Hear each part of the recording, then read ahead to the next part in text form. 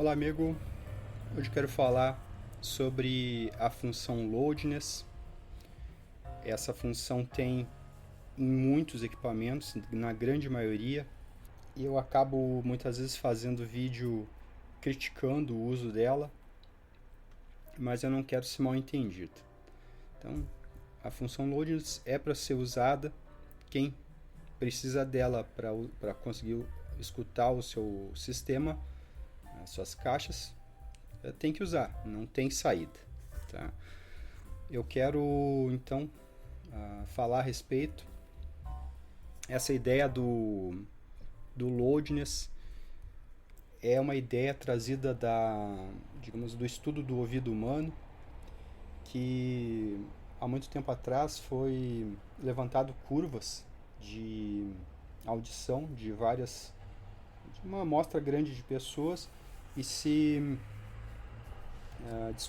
detectou que as pessoas escutam mais ou menos com essas curvas para esses níveis. Então, notem que a gente não escuta flat mesmo, isso é verdade, não existe nada de errado nisso. É a nossa natureza, nosso ouvido é assim. Então, por exemplo, a gente vai em um lugar que, por exemplo, vamos colocar a orquestra, tá? Quando a gente vai lá e passa por essa apresentação com esse nível de volume, isso vai ficar gravado na nossa memória. O jeito que foi tocado ficou codificado com essa nossa curva aqui. Tá? Cada um tem uma, não são as curvas de todas as pessoas não são assim. Mas ficou gravado no meu inconsciente aquele evento. Tá? Então, se a orquestra tivesse tocado mais alto, eu teria gravado isso, memorizado isso com com outra curva de codificação do ouvido, diferente, um pouco bem mais flat, digamos assim. Tá? E se a orquestra tivesse tocado, por exemplo, em 90 decibéis, eu teria escutado isso quase flat. Tá? Então essa linha aqui. Ó. Então é assim que a gente se expõe a uma apresentação real. Vai ter níveis altos gravados na nossa memória com uma curva mais flat, e níveis baixos de intensidade de áudio que a gente vai gravar com uma lembrança de um som mais baixo. Tá? Então, isso remonta o evento na nossa mente. Quando a gente quer reproduzir aquele evento de novo, a gente tem que tocar ele da mesma forma. Ou seja, o evento lá não teve loudness, não teve reforço de bass, não teve reforço de agudo, não teve nada disso. Todo o evento natural é flat. Quando a gente escuta um piano, tudo que a gente vai escutar dele, desde as notas mais graves às notas mais agudas, vai ser flat. E o nosso ouvido vai codificar com essas linhas. Então a única forma de eu conseguir capturar aquele evento, por exemplo, alguém tocando um piano grande, por exemplo, é gravando aquele piano de maneira flat e trazendo essa gravação para casa, e eu tenho que escutar isso novamente flat, para que meu cérebro reconheça, recodifique novamente dessa forma aqui as informações que igual foi no evento. Então a reprodução tem que ser o mais próxima possível do que foi o evento. A gente sabe que nunca se consegue isso, porque uma das variáveis que a gente não consegue reproduzir dentro da nossa casa é o ambiente. Então o nosso ambiente acaba lutando contra o nosso sistema de som. Por isso que eu sempre recomendo que a gente tenha ambientes que absorvam o som, porque esses ambientes vão ser ambientes neutros. Então vai dar para reproduzir um som por exemplo, de um lugar como se fosse uma igreja, vai dar para reproduzir um som como se fosse ao ar livre, ou um som que, digamos, foi gravado dentro de uma sala pequena. Então é importante que a sala seja neutra. Então, tapetes, almofadas, tudo que absorver o som vai ajudar a sala a não lutar contra o sistema de áudio. Então, assim que é a nossa audição. A indústria pegou essa curva aqui, essas curvas, e pensou, vamos colocar isso nos nossos aparelhos para a gente poder vender melhor. Vamos dizer que a gente está fazendo um bem para a humanidade, vamos corrigir a curva de audibilidade. Vamos colocar a tecla loudness, e essa tecla ela vai receber um potenciômetro que até a metade do caminho vai inserir sinal com loudness, e depois da metade não vai mais inserir sinal com loudness, tá? Então a gente vai fazer esse bem para essas pessoas, tentando imitar essas curvas aqui, tá? A intenção é muito boa, mas para que essa intenção dê certo precisa de duas coisas. Primeiro, aqui a gente tem uma base plana aqui embaixo, tá? Essa base plana é a referência. Quando a gente reproduz isso aqui em casa, em caixas acústicas, por exemplo, com essa característica aqui, as caixas acústicas elas não são flat. Elas não tem uma resposta plana, uma resposta igual para todas as frequências. Então, elas apresentam a sua curva de deficiência. Quando a gente coloca aqui um sinal flat, por exemplo, aqui, ó, não tô adicionando mais graves e não estou adicionando mais agudos, tá? Então, quando a gente entra com o sinal flat, a caixa devolve um som com esse tipo de formato. Ela não consegue fazer uma reta de resposta. Então, isso aqui já inviabiliza a proposta da função loudness. O pré-requisito para que o loudness funcione com esses gráficos aqui é que a caixa seja flat. E a gente não tem caixas flats, principalmente aqui no Brasil. As caixas elas nunca vão ser flat, mas elas podem se aproximar muito de uma resposta flat. Então, em uma caixa onde, por exemplo, ela tem uma resposta flat, eu tenho essa resposta aqui. Então, quando eu adiciono a tecla loudness, vai acontecer o reforço, digamos que real, conforme a gente vai subindo o volume aqui, conforme a gente vai aumentando, a gente passa da região do meio e o loudness passa a atuar cada vez menos. Então, a gente vai tendo, digamos, uma resposta assim em função do aumento do volume aqui do amplificador. Então, isso aqui é o primeiro empecilho para que o loudness consiga funcionar. Então, quando a gente colocaria o sinal em caixas flats, o loudness cumpriria a proposta. Mas quando a gente adiciona um loudness aqui, nessa caixa aqui, por exemplo, que o 0 dB dela está no 100 Hz, que isso aqui é uma realidade das caixas que a gente conhece, que a gente tem aqui no nosso país, caixa com alto-falante de cone duro.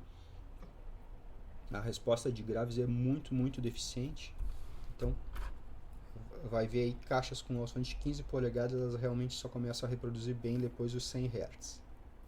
Mesmo com alto-falante grande, de 15, 18 muitas vezes, a caixa não tem a extensão de graves, que seria uma caixa que desceria, por exemplo, aqui, ó. Então não tem essa extensão de graves aqui. E acreditem, isso aqui é muito importante, essa extensão de graves. Então, por exemplo, se eu tenho essa caixa aqui que ela é 24 decibéis no 30 Hz, ou seja, ela dá menos 24 decibéis em 30 Hz. Em 50 Hz ela entrega menos 12 dB. E lá em 100 Hz ela entrega o 0 dB, ou seja, a resposta correta. Então, quando a gente, por exemplo, tenta aplicar um controle de loadness aqui, a gente liga aqui a chavezinha do loadness, a gente vai estar aplicando uma curva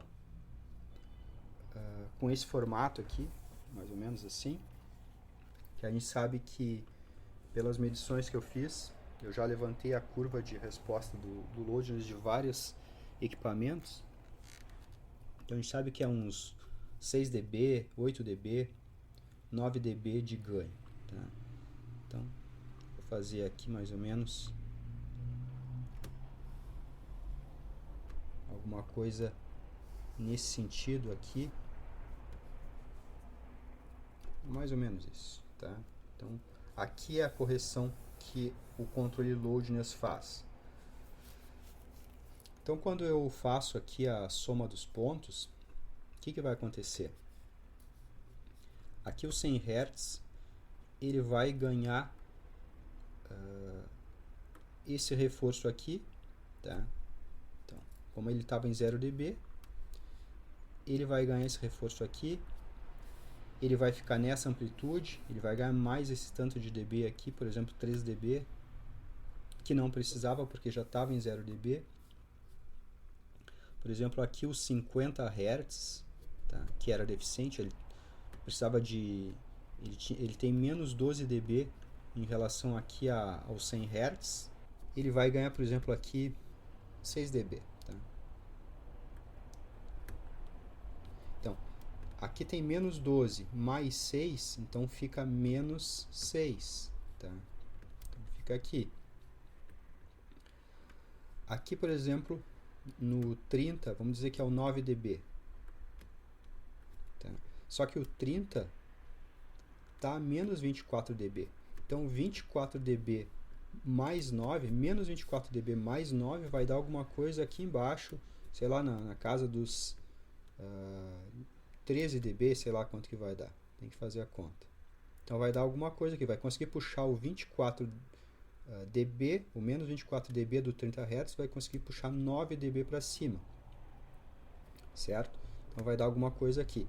Então, o som que vai sair da caixa, a resultante de som vai sair alguma coisa assim, ó. Vai lá, vai dar uma corrigidinha aqui no 50, porém vai dar um pico lá no 30, no 100 Hz, que não precisava de reforço. Tá? E aí a resposta vai ficar alguma coisa assim. Então, a gente vai criar uma aberração na resposta de frequência da caixa, vai criar alguma coisa assim. Tá? Porque o controle de loadness acaba atuando onde a caixa já estava em 0 dB. Então, acaba puxando frequências que tiram a caixa, digamos, tiram a linearidade da caixa onde não precisava. Então, acaba bagunçando, a gente acaba criando aberrações em uma caixa que, digamos, já estava num ponto que a resposta estava linear. Tá? Da mesma forma que a gente não precisa do reforço fisiológico, quando a gente vai a uma apresentação ao vivo, a gente não precisa desse reforço quando a gente vai reproduzir. Basta que a gente tenha uma referência flat, né, que é a caixa acústica. Se a caixa acústica for flat, a gente pode entrar com o sinal flat nela, que ela vai nos proporcionar uma coisa mais parecida com o que foi o evento. Tá? Outro detalhe que impede que o loadness funcione é o nível. Então, por exemplo, aqui, ó, o nível de 90 dB, 100 dB, por exemplo, 90 dB aqui, é quase flat.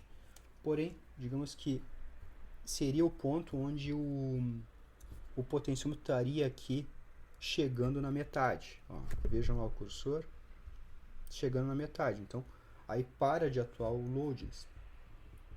Porém, como é que eu vou indexar essa posição aqui com 90 decibéis de som? Depende de um monte de coisa, depende do rendimento da caixa, depende da música, se a música estiver gravada bem baixinho, não vai dar 90 dB aqui, vai dar 90 dB aqui. Então, na verdade, esses níveis aqui teriam que estar indexados no controle de volume. Então, eu teria que ter certeza que quando eu colocasse aqui, eu estaria tirando da caixa acústica 80 dB. E aí bateria com essa posição do controle de loadings. Tá? Então, por dois motivos o loadings não funciona. Uma, porque a gente não sabe qual é o volume que vai bater com a posição do loadings.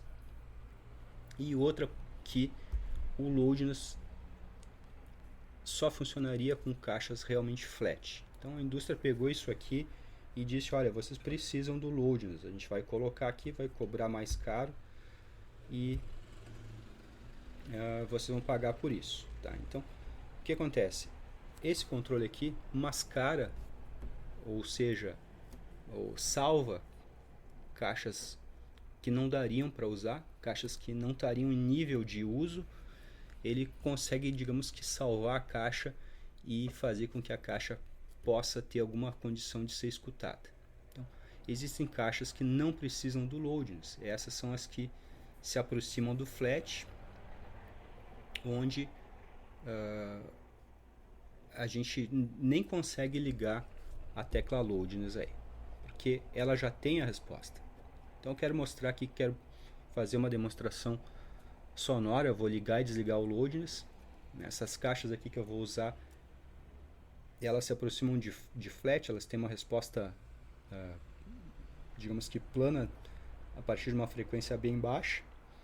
Então eu quero mostrar que não falta graves em uma caixa flat. E se a gente tentar ligar o loadings, a gente não consegue usar porque fica demais. Tá? Então vamos tocar aqui a música.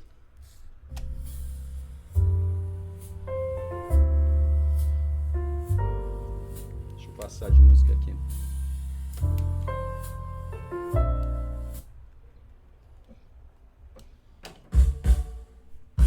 Bom, esse sistema aqui que eu montei é extremamente simples. É um CD player aqui. Tá tocando disco aí. Tá? O sinal está saindo aqui nesse RCA e chegando aqui no amplificador. É um AP800. Eu já fiz o levantamento da curva de resposta desses controles todos aqui. E tá aí no canal, tá na playlist do Polivox.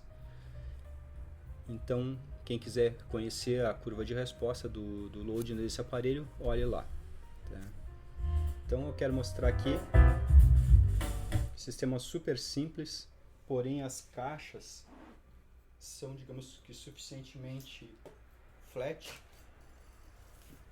Fui lá longe do microfone, as caixas são suficientemente flat, então nesse caso aqui não precisa mais usar o loadings, não precisa mais se preocupar com isso aqui, com as curvas de audibilidade, porque quando a gente vai no espetáculo não faz tanta diferença assim.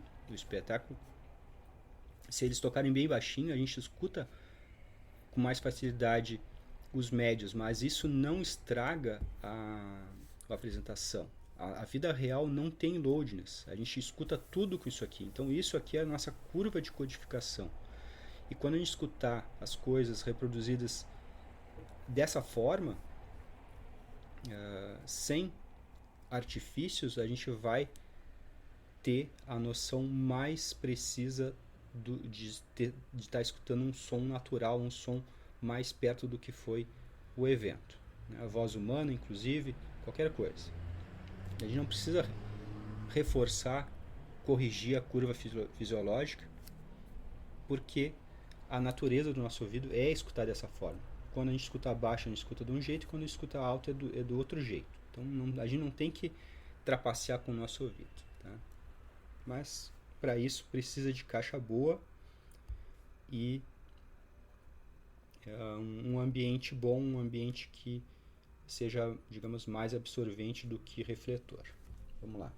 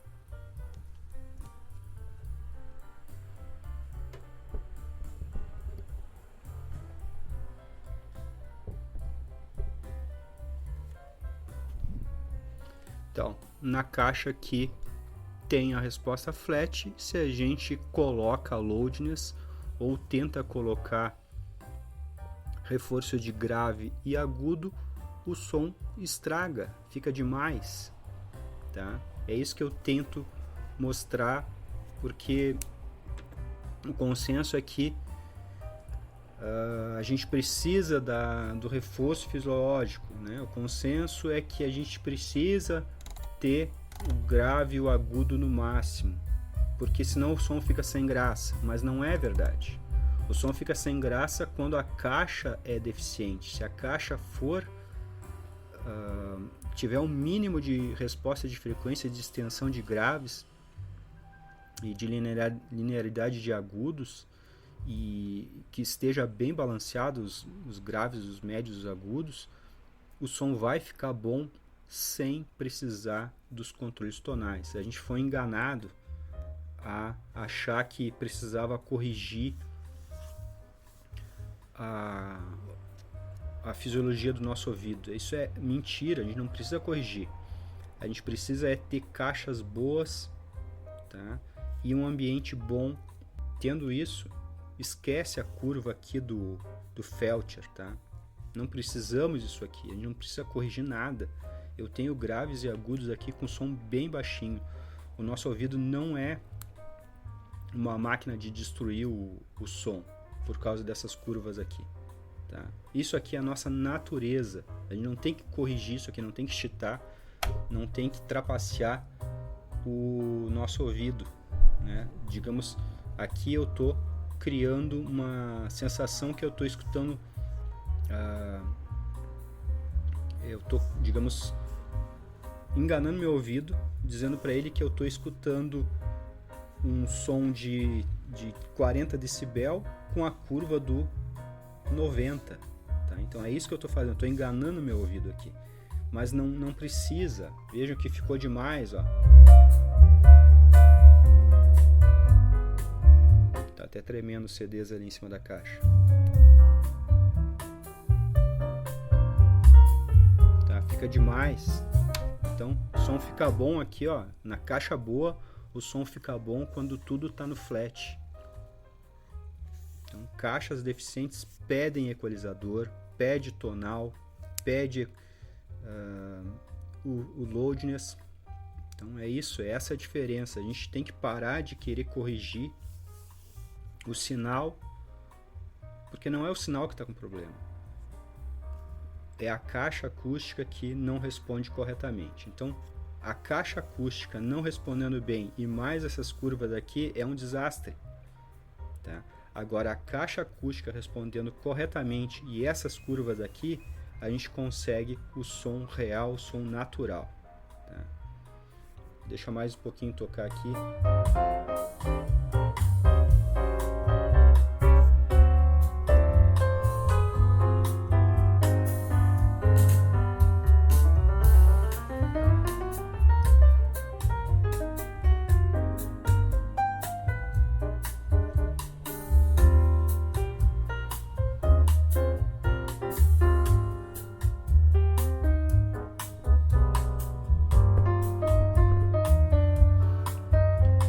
Fácil perceber que não falta nada, não falta agudo, não falta grave, os médios estão balanceados, mas isso só é possível porque a caixa permite que eu não use o tonal e nem o loudness. Assim eu não insiro distorções de fase, distorções de tempo que acabam destruindo a naturalidade do som. Então esse vídeo aqui é para quem busca alta fidelidade.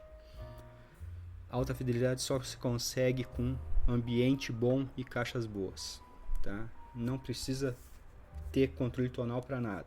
Basta esses dois pré-requisitos, que é a caixa e o ambiente. O resto pode ser até um amplificadorzinho, um AP800 aí, que já dá para uma audição fenomenal, tá?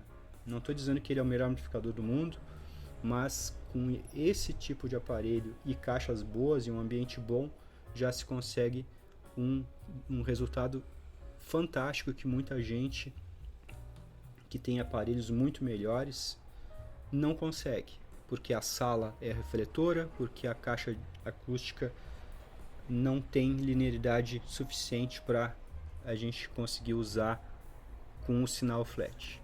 Tem outros vídeos também falando sobre sinal flat e som flat. Quando a gente fleta aqui os controles tonais, a gente está mandando um sinal flat para a caixa. Não quer dizer que da caixa vai sair um som flat. Som flat só sai de caixas flat. Então a gente só pode usar sinal flat em caixas que são flat. Aí não vai faltar grave nem agudo. Esqueçam aqui a curva do Felcher, esqueçam o reforço fisiológico, porque a gente não precisa disso. A gente precisa de outras coisas, e isso nunca é falado em praticamente nenhum canal. Tá? Então é isso aí, eu vou tocar um pouco mais de música aqui.